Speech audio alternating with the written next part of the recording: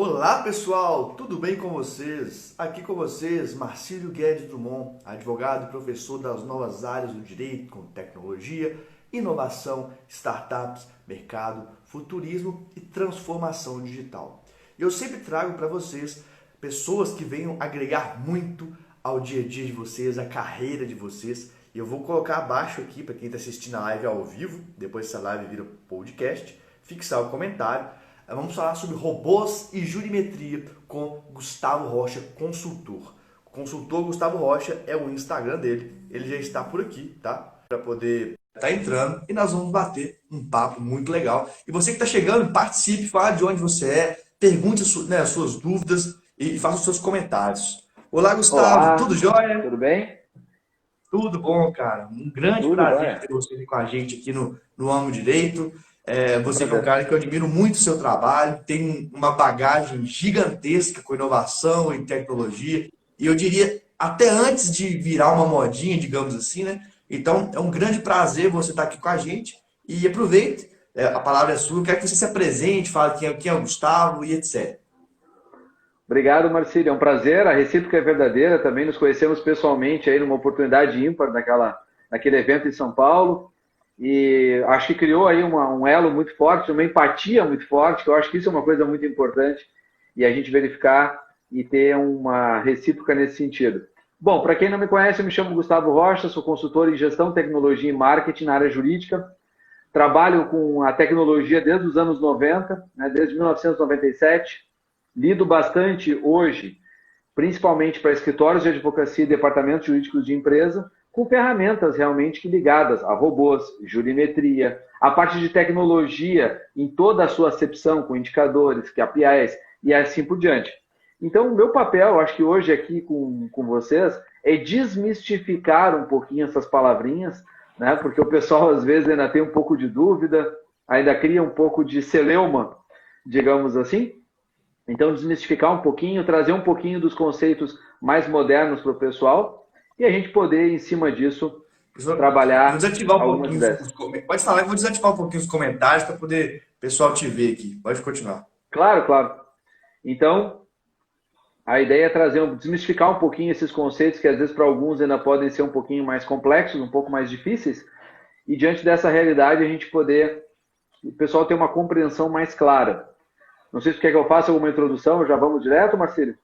Sim, tá desativando o comentário aqui, pessoal. Vocês que vão acompanhar, guardem suas dúvidas para perguntar depois. Normalmente com o homem não tem problema de falar a idade, né? Então, Gustavo, quando eu Não, sem estava problema. brincando de carrinho, o cara já era vanguarda na inovação e na tecnologia. Então, isso eu acho fantástico. Eu acho isso muito legal mesmo, porque se hoje, às vezes, a gente é inovador pensando em outras coisas, imagina naquela época, cara, pensar diferente, como você já propunha, já vinha fazendo, tem um trabalho muito amplo aí pelo Brasil, é muito forte também no Rio Grande do Sul, né? Então, Sim. é realmente um prazer. E vamos tocar ficha, vamos falar, vamos desmistificar essa questão dos robôs, da geometria e da tecnologia em geral. Uma das coisas importantes do pessoal entender, e eu acho que é uma coisa que eu gosto de trazer muito o conceito, é o seguinte.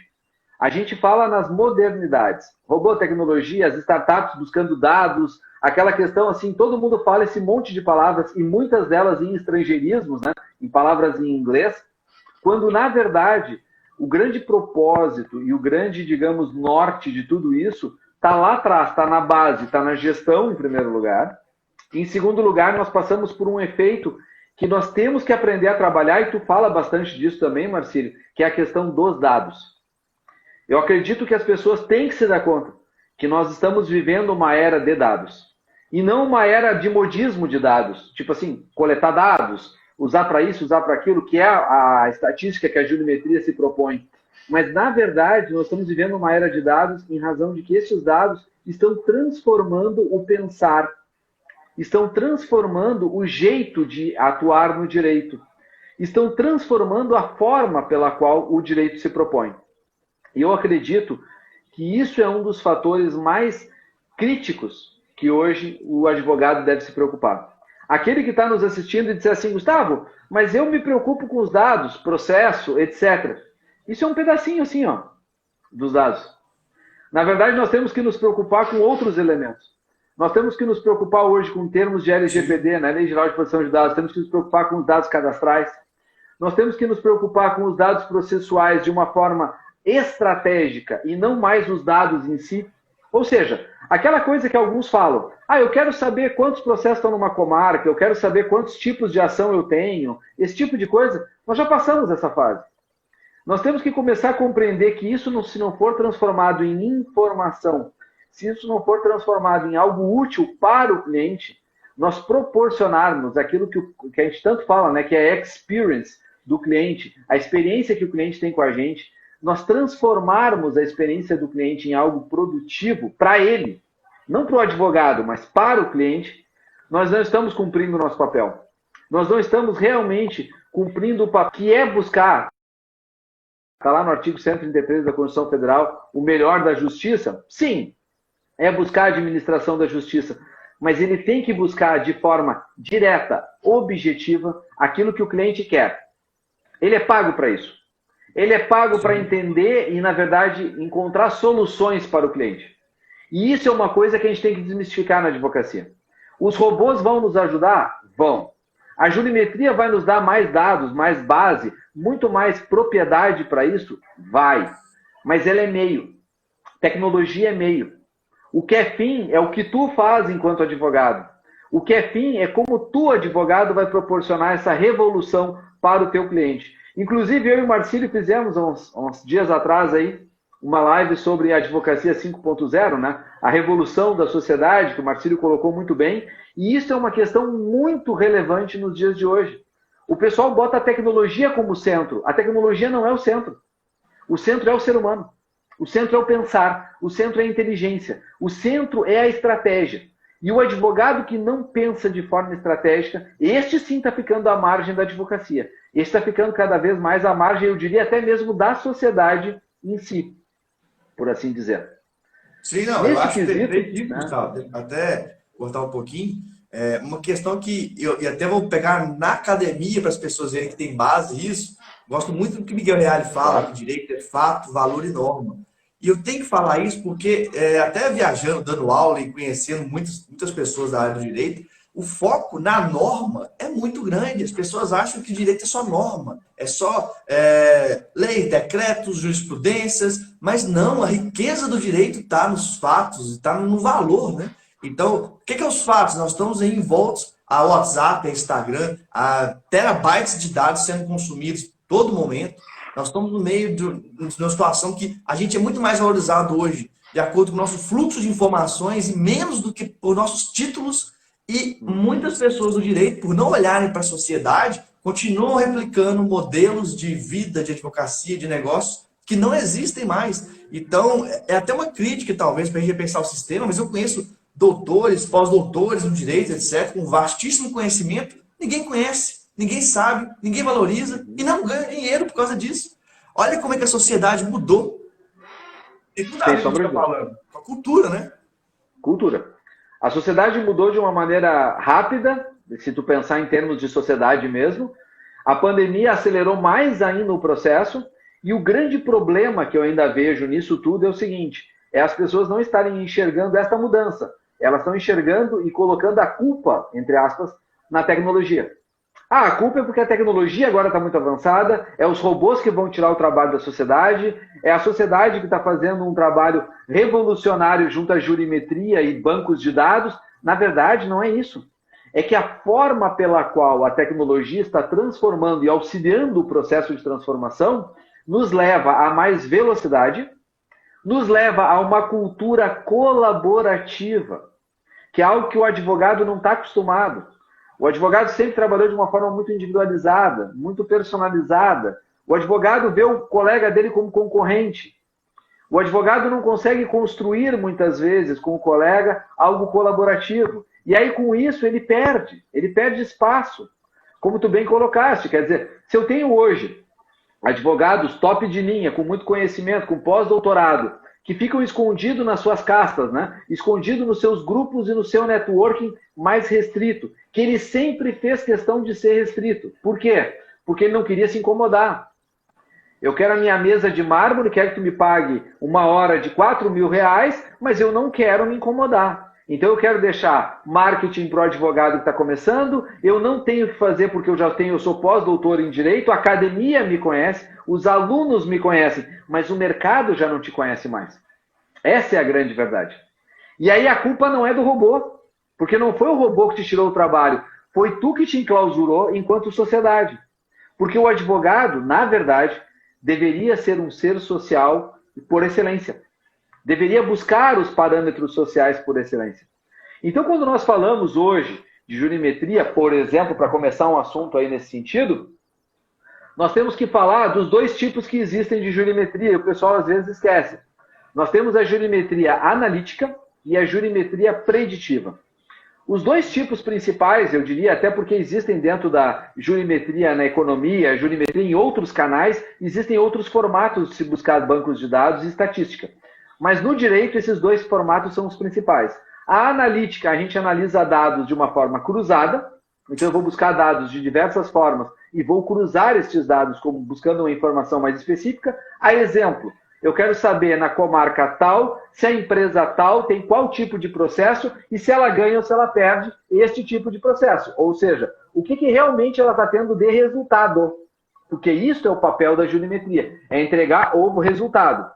E a jurimetria preditiva, que é o que assusta muitos advogados, é tu colocar um número CNJ, né, um número no padrão CNJ, e a jurimetria vai consultar em alguns segundos, isso é realmente impressionante, em alguns segundos ela consulta com base no tipo de demanda, com base no tipo de processo, com base com N outros fatores, no pedido, etc. Ela te diz qual é a chance daquele processo ter procedência, improcedência ou parcial procedência. Ela te diz qual é a chance daquele processo ter acordo. E quando os outros processos similares tiveram acordo. Ou seja, eles tiveram acordo nos 3 primeiros meses, nos 6 primeiros meses, no primeiro ano, foi depois da sentença, foi antes da sentença. E isso, para um advogado, pode ser extremamente estratégico na hora de fazer um acordo.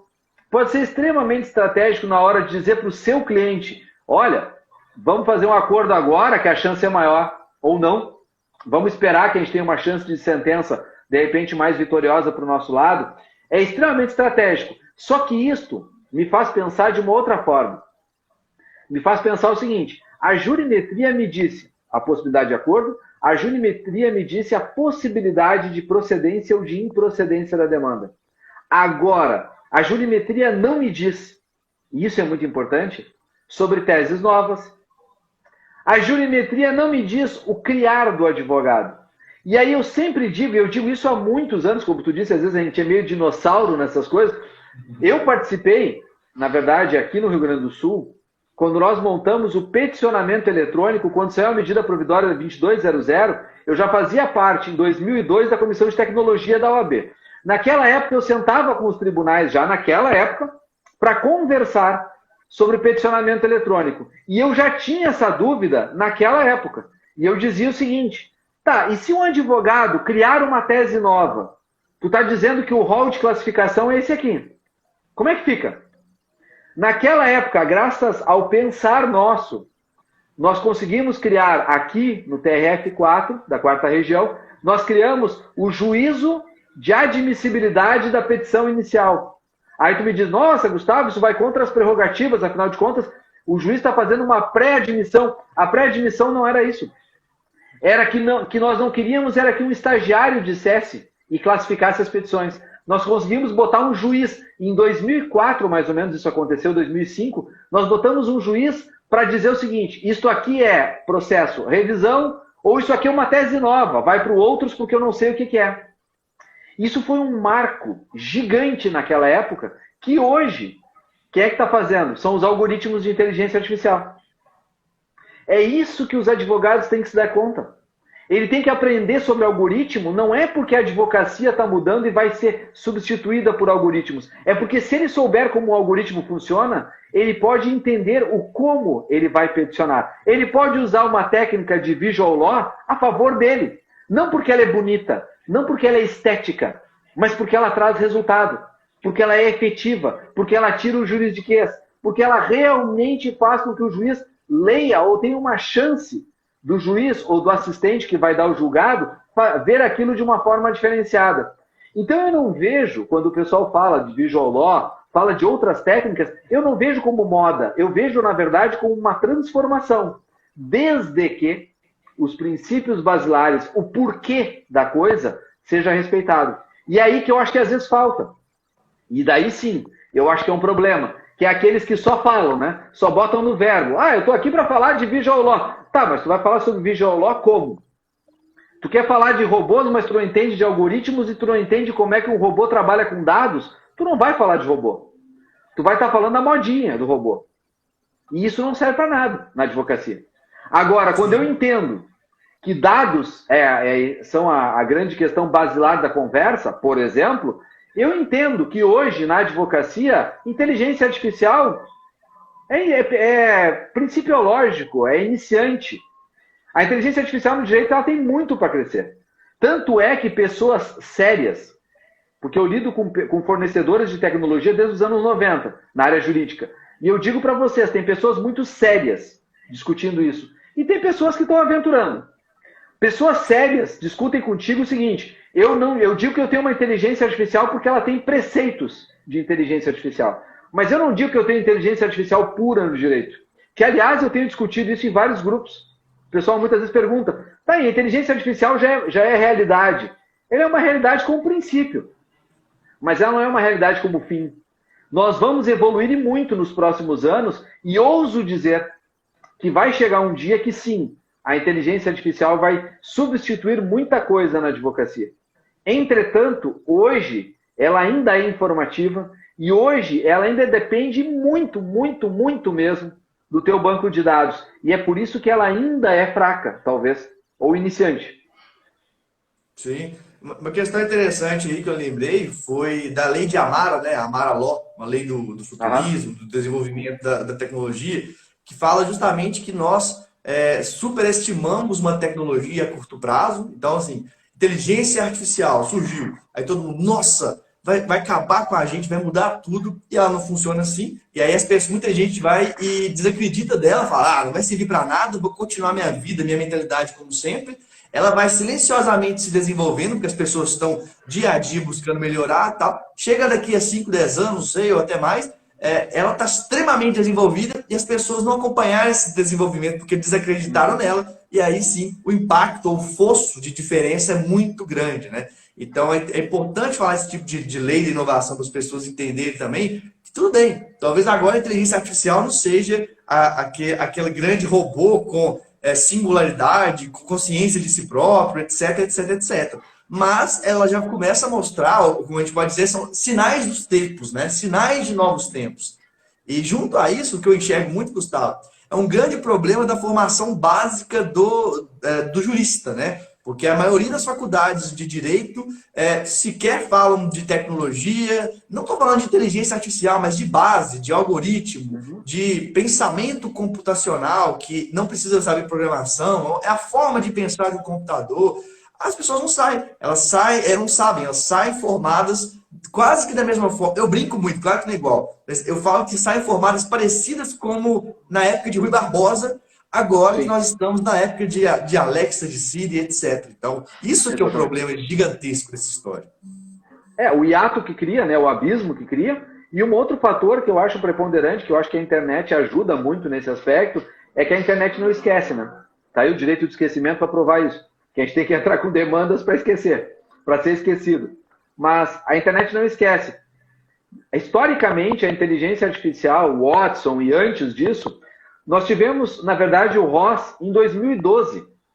Há 8 anos atrás, nós tivemos a primeira inteligência artificial voltada para o direito, digamos assim, propriamente dito, na Inglaterra. Naquela época também surgiram os totens de contrato em shoppings, etc. E naquela época, eu já tinha tenho artigos escritos, né, guardados daquela época, publicados online, e tu vai acessar e vai dizer o seguinte, muitos comentários das pessoas te dizendo, nossa, então agora o direito vai acabar porque os contratos vão ser feitos em qualquer shopping, nossa, o ROS vai acabar com o direito, vai acabar com tudo.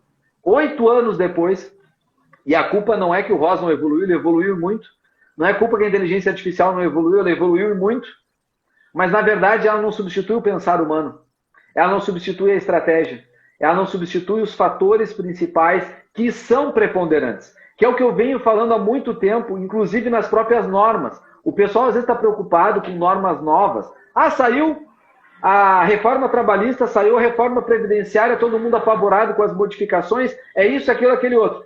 Gente, vocês têm que olhar a Constituição Federal.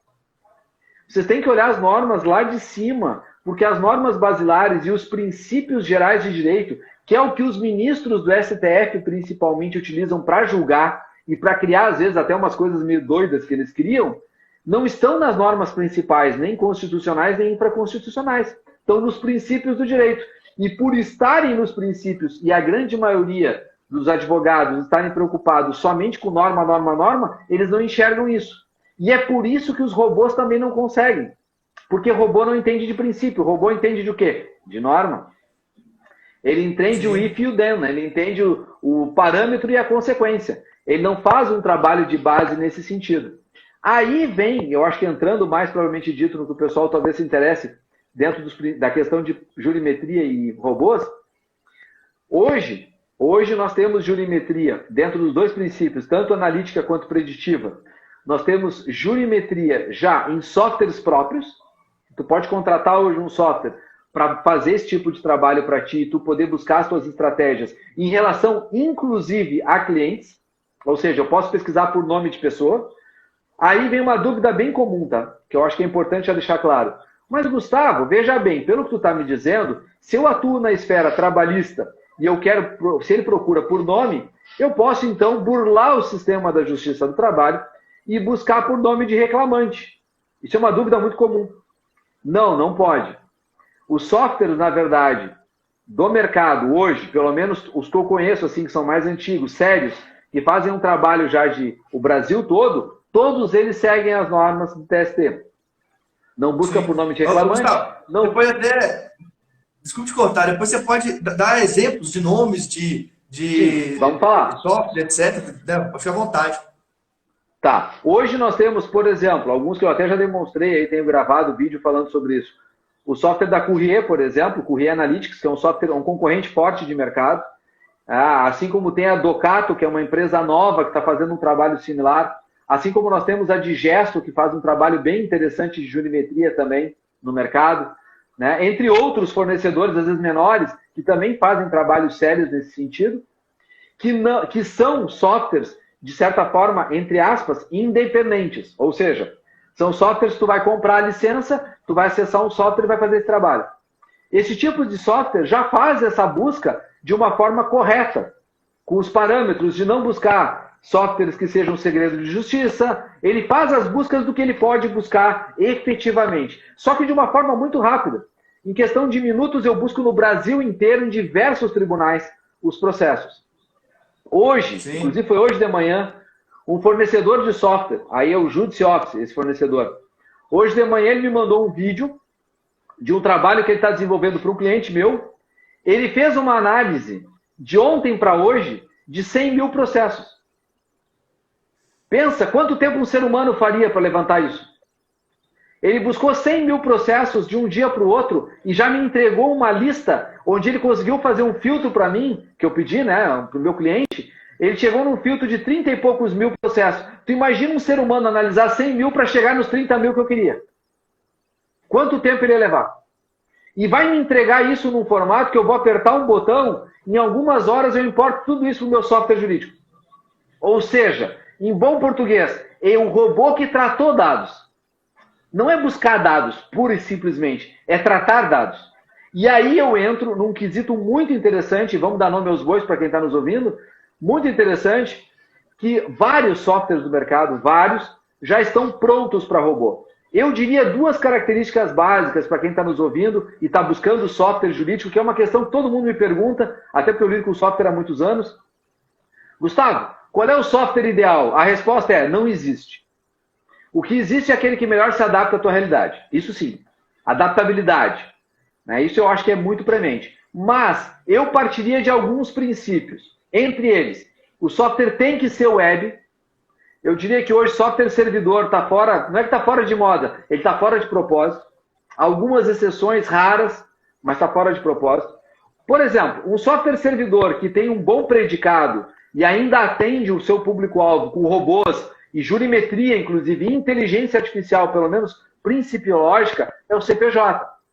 Ele tem a Agnes, que é a inteligência artificial dele. Ele tem vários robôs, que é a Oster, tem mais de 300 robôs acoplados ao CPJ. Tem um bom trabalho feito aí. O pessoal do Paraná que faz um bom trabalho, bem desenvolvido. E ainda é servidor. Né? Mas aí é um dos poucos que eu diria que dá para recomendar. Hoje tu tem no mercado softwares grandes, a exemplo do Spider, por exemplo. Tu tem softwares grandes, o exemplo do Legal One, que serve para vários públicos, que também tem possibilidades de robôs. E novidade quentinha para vocês aí, a partir de outubro agora, eles estão liberando uma atualização onde eles vão ter robôs próprios. Soube disso também faz pouco tempo. Tu tem um pessoal aqui nosso gaúcho, o Judice Office, por exemplo, que é um software que não tem muito tempo de mercado, mas já está com um expoente nacional. Por quê? Porque ele tem muita integração com robôs e um robô barato e eficiente. Né? Comparando com o preço aí, robôs de tribunal principalmente, porque tem duas esferas de robôs no mercado, tá? Nós temos aquilo que a gente chama de robô de tribunal, que é custar dados de tribunal, botar para dentro do sistema, saneamento de base e assim por diante. E nós temos os robôs específicos, onde de repente eu trabalho para uma empresa e quero alimentar o software dessa empresa. Então a Oster, por exemplo, aí do Paraná, ela trabalha com os dois níveis. E ela tem um preço competitivo, mas o Judice, por exemplo, o Judice Office aqui, que é um software jurídico que também tem robôs, eles têm um preço para tribunal muito competitivo, muito barato. Então eles também estão se despontando nesse sentido. Um outro fornecedor que é muito automático, muito automático, São Paulo, que é a Foreign Legal, que é um software jurídico que tem muito robô. Nós temos um outro fornecedor também de Santa Catarina, muito forte, que também trabalha com robôs, que é o pessoal da TUADV, que faz peticionamento eletrônico, foi um dos pioneiros do peticionamento eletrônico aí no Brasil. O que é o peticionamento eletrônico? É tu botar uma peça no teu sistema e tu não ter que entrar no software de processo eletrônico. O robozinho vai lá e peticiona para ti. Então tem muito fornecedor hoje no mercado que faz um trabalho interessante de base, faz um trabalho aí muito legal de desenvolvimento, só que esse trabalho, se não tiver uma gestão tua interna enquanto escritório, tu não tiver softwares que estejam preparados para os robôs, ou seja, que tenham APIs públicas para que os robôs possam se conectar, esses softwares estão ficando na margem do mercado e os robôs daí, que são tudo de bom, a um preço competitivo, e talvez eu acho que cabe aqui dizer, né, vou falar de preço. Nós temos hoje, por exemplo, robôs no mercado que vão fazer uma consulta. Por exemplo, eu tive um preço recente de um fornecedor onde ele consultava 1.000 processos por mês, recorrente. Se quisesse atualizar 1.000 processos, ele te cobrava R$500 por mês. O que é um preço extremamente competitivo. Tem robôs aí no mercado custando, outros de software, para tribunais também, custando uma média de 1.000, mais ou menos. Mas mesmo assim, se eu pagasse alguém, eu pagaria pelo menos R$1.000 para fazer um trabalho extremamente mecânico, que o robô faz de forma automatizada em algumas horas, enquanto uma pessoa passaria horas e horas e horas e horas e horas a fio para fazer a mesma coisa. E é aí que eu acho, né? Não, desculpa te cortar, e tem uma questão importante, que eu brinco, mas é verdade. Robô não tem ressaca, robô não tem parente que morre, robô não tem desilusão amorosa. Robô, ele é constante. Nós, seres humanos, não somos constantes. Nós temos dias que produzimos bem, temos dias que era melhor nem ter saído de casa, ou agora com o home office, nem ter ido trabalhar. Então esse é um ponto importante também, né? Que é a constância de produtividade, né? Eu tenho um case de uma instituição financeira que é bem interessante, departamento jurídico, em que eles substituíram 17 softwares por um robô.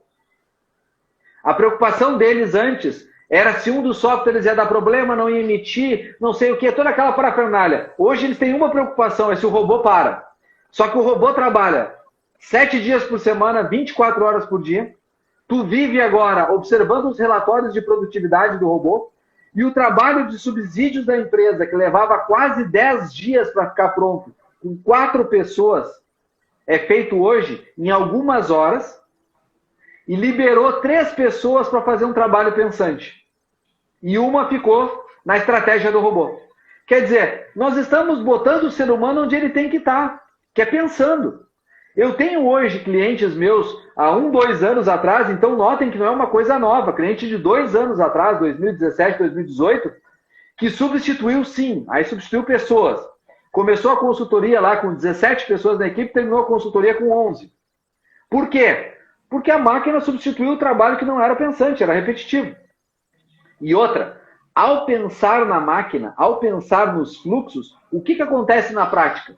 A prática efetiva nos mostra que quando tu repensa os teus fluxos ficam mais inteligentes, com menos erros, e aí o ser humano vai para onde ele tem que estar, que é na parte estratégica. E outro fator que eu acho que as pessoas esquecem. E aliás, agora na época de pandemia, com consultoria online, eu como consultor tenho trabalhado bastante nesse sentido. O que eu vejo? As pessoas me procuram muito porque elas querem aproveitar que elas estão com os prazos um pouco menores, o judiciário também um pouco mais parado, para realinhar os seus fluxos. Então, Gustavo, eu preciso rever os meus fluxos de software, porque eu estou vendo que eu não utilizo 1/3 do que o software me oferece. Eu estou perdendo tempo e pagando por isso. O que é uma grande realidade. O pessoal muitas vezes não sabe trabalhar, não é que ele não queira, é porque os treinamentos, na verdade, do pessoal de software são voltados a quê? A usabilidade. Um treinamento de um consultor de gestão como eu é voltado ao quê? Aos fluxos de gestão para a usabilidade do software. Tá aí a diferença.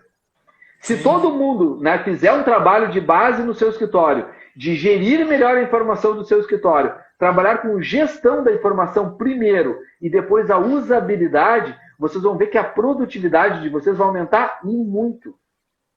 Gustavo, aí entra uma questão muito interessante, que é justamente, está muito legal para contextualizar isso, que é a transformação digital. Por isso que a transformação digital ela tem uma base tríplice, por isso que não é só tecnologia. É cultura, que é a cultura de saber usar esse software, de extrair o máximo de que ele pode oferecer, a própria ferramenta e os novos modelos de negócio que surgem a partir do encaixe de uma nova cultura com novas ferramentas, né? Então, uma pergunta, por exemplo, um software, você pagar R$5.000 por mês por um software, é caro? Depende. Como assim depende? Aí entra uma cultura analítica, retorno de investimento. Se você paga 5 mil e volta 15, você está tendo um lucro, um retorno ótimo. Se você paga 300 em um software e não volta nada, tá pior. Então, isso é uma cultura também que a gente precisa implementar. Retorno de investimento, medir os dados e não simplesmente olhar valores absolutos e achar, nossa, 5 mil eu nunca vou pagar porque não vale a pena. Depende. Depende. E aí te digo mais, um software de 5 mil, para custar 5 mil tem que ter muito usuário, muito usuário, porque hoje tu consegue boa parte dos recursos de um software que antes custava 5 mil por, olha, menos de 1/3 desse valor. Eu diria, até esses tempos estava comparando, um dos primeiros projetos que eu tenho de case da consultoria, há 15 anos atrás, quando eu comecei a trabalhar com consultoria, um dos primeiros cases que eu tinha foi uma implementação de um software grande, que custou para o cliente 60 mil só implantação, sem outros custos, só implantação do software. Hoje, a mesma implantação, os mesmos módulos, a mesma realidade, não sairia por 30. O pessoal não se dá conta que barateou muito esse custo. Muito. Por quê? Porque aumentou muito a competitividade. Mas aí entra uma coisa que tu falou muito bem, Marcílio, eu quero explorar, que é a questão justamente da cultura e das metodologias atuais. Vamos falar de um exemplo típico que está acontecendo direto, que é tu usar a velha cultura e tentar transformar o novo com a velha cultura. Pega a cultura do ágil, ou seja, processos ágeis, onde a ideia é o quê? É tu fazer o que a startup faz. É construir processos, testar, construir processos, testar. É fazer uma metodologia de desenvolvimento. O que acontece na prática? O pessoal da velha guarda faz o quê? Cultura do ágil, eu adoro. Eu quero tudo para ontem. Isso não é uma cultura ágil.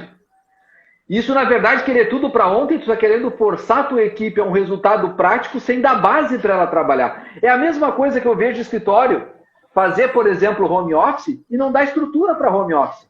Não adianta botar o pessoal em home office e querer que eles tenham mais produtividade se a casa deles está um caos.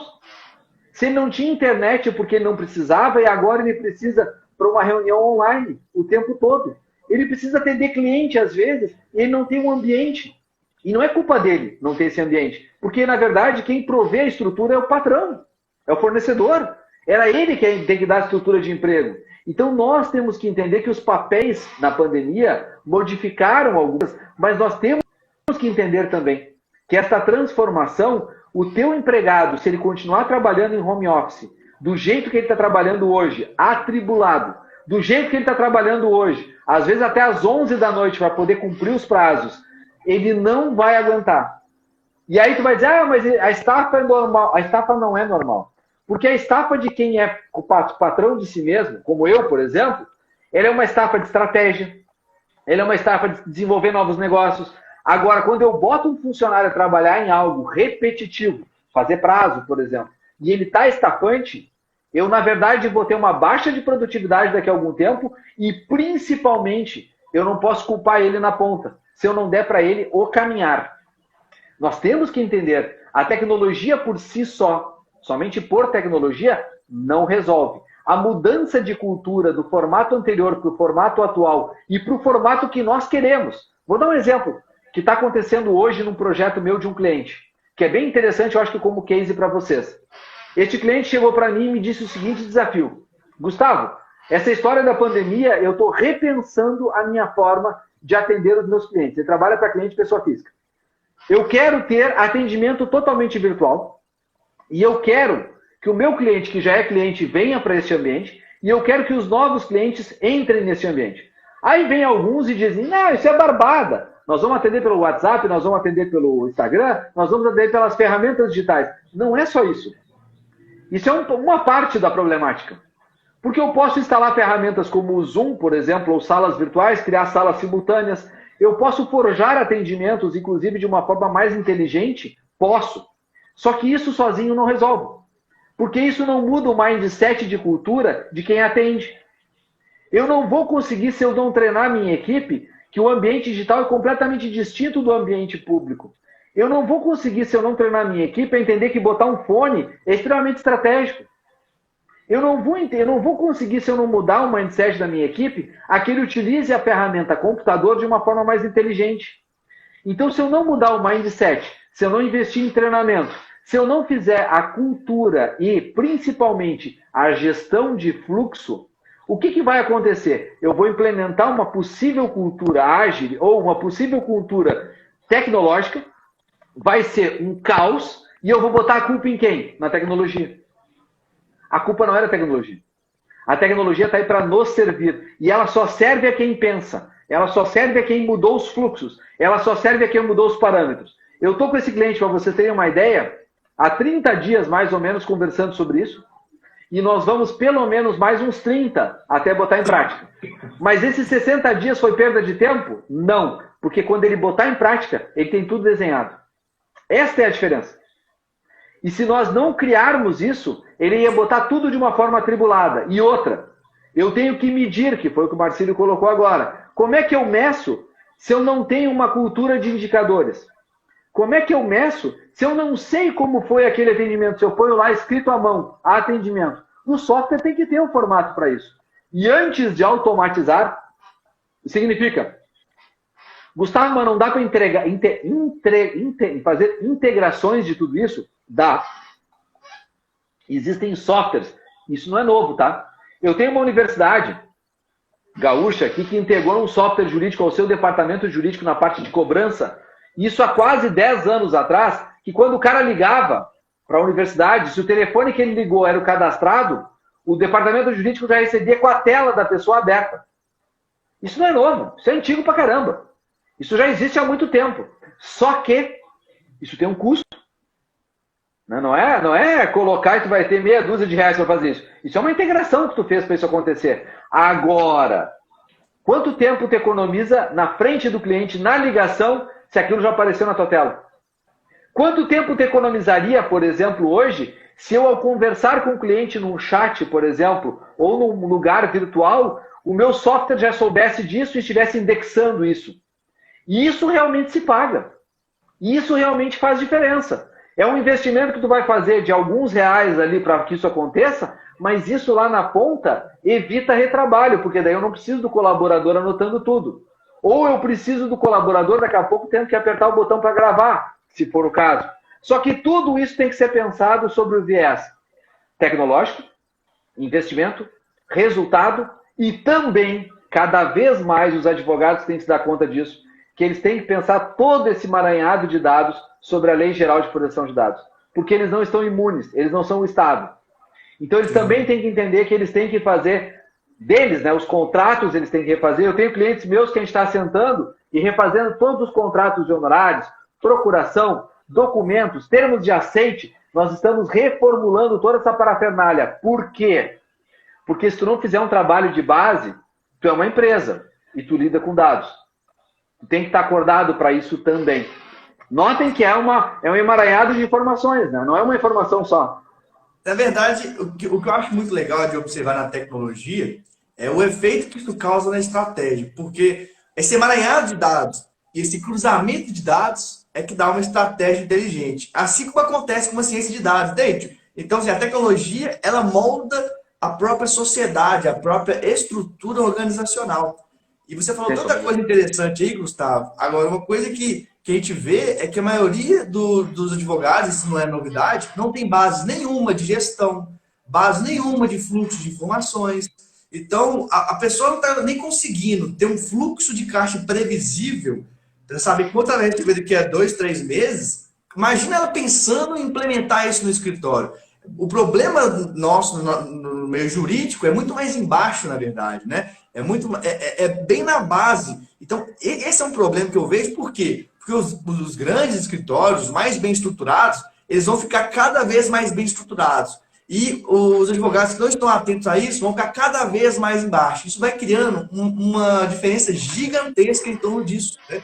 E aí, por isso que eu chamo a atenção das pessoas. Olha, se você é um advogado, um escritório ou escritório pequeno, você precisa, é questão de sobrevivência, entender de gestão, entender de fluxo de informações, entender de tecnologia, porque você, teoricamente, tem uma velocidade mais rápida de mudança. Senão, vai dar uma diferenciação gigantesca e não vai ter caminho. Você vai ter que trabalhar para um escritório grande, recebendo pouco, e não tem como reclamar. É uma questão também de mercado, né? Eu vejo muito isso. Sim.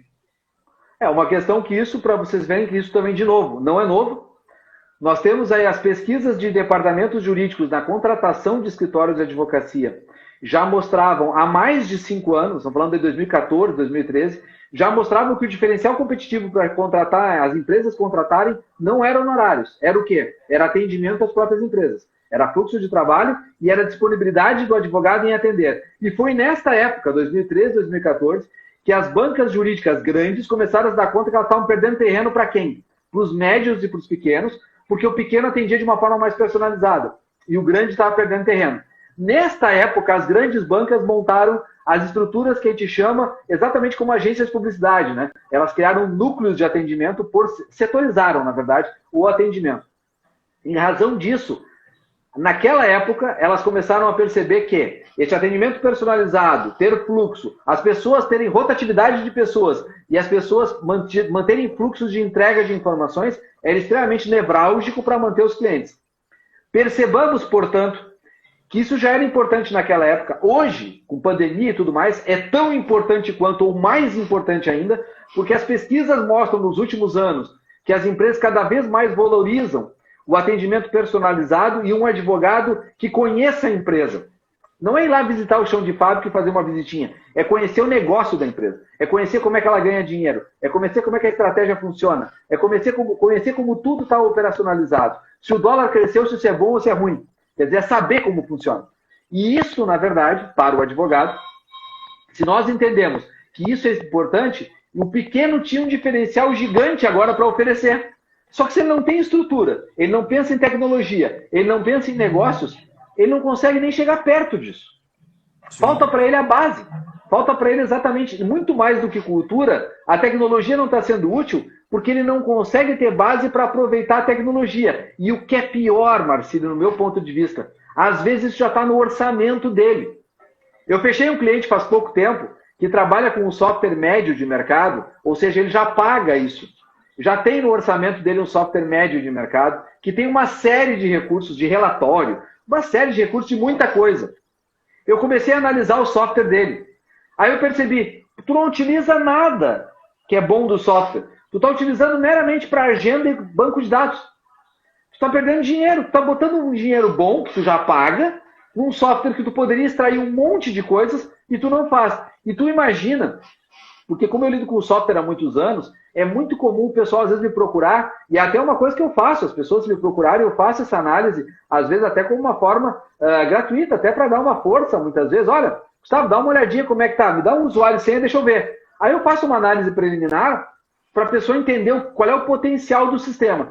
Apavora isso. Apavora porque tu percebe que as pessoas têm softwares que elas pagam 400, 500, 600, R$ 1.000 por mês num software razoável, que tem predicados, tem recursos, tem relatório, tem automação, integra com robôs, faz um monte de coisa. E eles utilizam o quê? Cadastro, agenda mal e porcamente, o que é pior.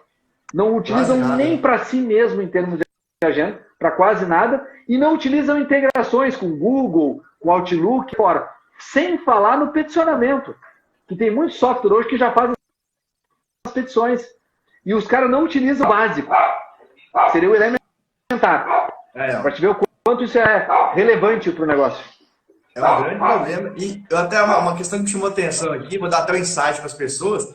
Essa estratégia que você faz de analisar gratuitamente, depois a pessoa contrata ou não, é o que nós chamamos de freemium. É o que o Spotify usa. Olha, eu tenho que parte da minha expertise até gratuito. Então, é uma estratégia legal. Você entra dentro do escritório. Eu falo que até para os próprios advogados ter essa estratégia com os clientes. Beleza. Agora, já te mostrei que eu gero valor para o seu escritório. Agora, para eu gerar valor é tanto a contratação. Então, isso que você faz é também uma nova forma, um novo modelo de negócio. É legal as pessoas entenderem isso, né? Não é só... isso não é tecnologia interessante. É humano. É humano. Você se propõe a dar um pouco do seu conhecimento para mostrar que você é útil e aí te contrata. Isso é muito legal. Tá. Tá sem áudio agora. Não ter a infração. Tá sem áudio, não sei por quê. Melhorou não? Voltou? Que eu tô com os fones, a princípio tá ok. Ah, tá. Acho que agora tá voltando. Tá voltando? Tá. Tá me ouvindo bem? Voltando. Tá. Agora sim. O que nós temos... Perfeito. O que nós temos muitas vezes, e o pessoal não deveria deixar de usar, é ofertar para o cliente final alguma coisa que ele pode pagar depois. Porque uma das coisas que o pessoal confunde com o premium, né, que tu comentaste, é fazer algo de graça. O advogado tem que entender que ele não tem que fazer as coisas de graça. Ele tem que ofertar algumas coisas e botar esse preço disso que ele está fazendo na entrega depois. Olha, eu vou fazer uma análise prévia, que é superficial, que é elementar, que tu conseguiria, entre aspas, no Google, digamos assim, de uma forma básica, e vou depois colocar para ti isso no meu preço. Ah, mas Gustavo, e se ele não fechar? Se ele não fechar, eu tive a oportunidade de conversar com ele, dele conhecer meu trabalho e daqui a pouco dele até mesmo me recomendar. Poxa, vai lá e conversa. O Gustavo fez uma análise para mim. Pode ser que um não, mas o outro fecha. E outra, tu só pode oferecer isso se isso tiver no teu escopo, digamos assim, no teu trabalho desenvolvido. Tu não pode oferecer isso quando tu está precisando comer, como eu digo, né? Quando tu está precisando de uma base muito elementar. Aliás, para os advogados jovens que estão nos ouvindo, para aquele advogado que tem um trabalho que está precisando se desenvolver, bota na cabeça. Não é que tu tem que cobrar, mas tu tem que saber o quanto custa. Tu tem noção que tudo que tu faz na tua vida custa tempo. E esse tempo tem que ter um valor. Então, se aquela hora que tu está gastando para fazer uma live, tu está fazendo uma hora daqui a pouco para fazer um trabalho, de repente, de divulgação em rede social, etc., tem um custo de tempo. Mas quanto é que isso pode te trazer de retorno? E é essa mensuração que a gente tanto fala que as pessoas não sabem fazer. E que falta muito. Sim, é verdade. Gustavo, nós estamos indo aí para 50 minutos de live. Eu vou ativar o comentário se alguém quiser perguntar alguma questão também, tá? Claro. Senão a gente vai seguindo. Só porque tem sempre alguém que quer participar e tal. Normalmente eu nem travo a live, mas isso é boa travar realmente os comentários, quer dizer, para senão tampa o seu rosto, aí fica ruim demais. Tem que... Ah, sim, não dá para... Sim. Se alguém tiver à vontade... Na verdade, eu acho que para nós fazermos um fechamento, né, da ideia, olha, para quem está ouvindo e está preocupado com robôs, com jurimetria, com toda essa questão, eu entraria naquela questão, naquele princípio básico. Tenta entender, busca conhecimento sobre gestão, busca conhecer o que existe de disponível de tecnologia para ti na tua realidade, porque isso é uma coisa muito importante. Se tu é um advogado jovem, então um advogado que já tem mais anos de advocacia, estratégias de marketing em relação à própria tecnologia e outros elementos, isso é extremamente necessário e não foge da tecnologia. Porque isso vai ter mais clientes, isso vai trazer maior habilidade, que foi o que falaste antes, né? O ROI, o retorno sobre o investimento. Então é fundamental que o advogado entenda a tecnologia como aliada, o outro colega como aliado, e entenda, na verdade, que os robôs e a geometria vieram cá. Não adianta querer fugir deles e dizer que eles vão embora. Isso é uma modinha, não é uma modinha. A estatística no direito e em outras áreas existe desde os anos 90. Eu trabalhava nos anos 90 e já existia estatística em cima das coisas que eles perguntavam para a gente, naquela época na advocacia. Não é novo, nada disso é novo, só que agora tem nome e sobrenome. Agora tem robôs e tecnologia que faz isso de uma forma que a gente fazia muito manual, faz isso de uma forma bem mais automatizada. E os robôs que existem no mercado vieram para quê? Para substituir o trabalho mecânico do advogado. Eles não vieram para substituir o teu pensar, não vieram para substituir a tua inteligência, não vieram para substituir o teu papel. Vieram para trazer melhorias para aquele trabalho que tu desenvolve. Então, as novas metodologias, métodos ágeis, Kanban, Visual Law e outras questões que existem hoje, são nomes para questões que vocês desenvolvem e podem melhorar o trabalho. Né? Nós temos aqui comentários, pessoal elogiando, muito bom assunto. Tem gente que perguntou qual país que usa robô, posso dizer que todos. O Bernardo de Azevedo também, que é aí do Sul, do Grupo Estudo Visual, mandando um abraço. Tem um rapaz comentando aqui, ó, que ele gasta só, Paulo Marques, só para operacionalizar o sistema, custa 3 mil por mês. A Jana Underline Barroncas perguntou se tem alguma leitura para sugerir. Ô, Gustavo, inclusive, você tem um blog, não tem um blog que as pessoas podem ter mais conhecimento. Tem também, pessoal, o Instagram dele, que é Consultor Gustavo Rocha, então pode ficar à vontade.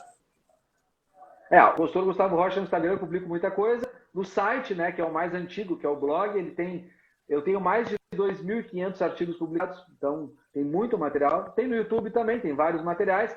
Tem muita literatura esparsa de muitos assuntos, depende muito do que está querendo estudar. Mas tecnologia é um dos motivos que as pessoas me perguntam, Gustavo, por que tu não escreve livros? Eu digo, olha, tecnologia é uma coisa complicada, porque ela se sobrepõe muito rápido.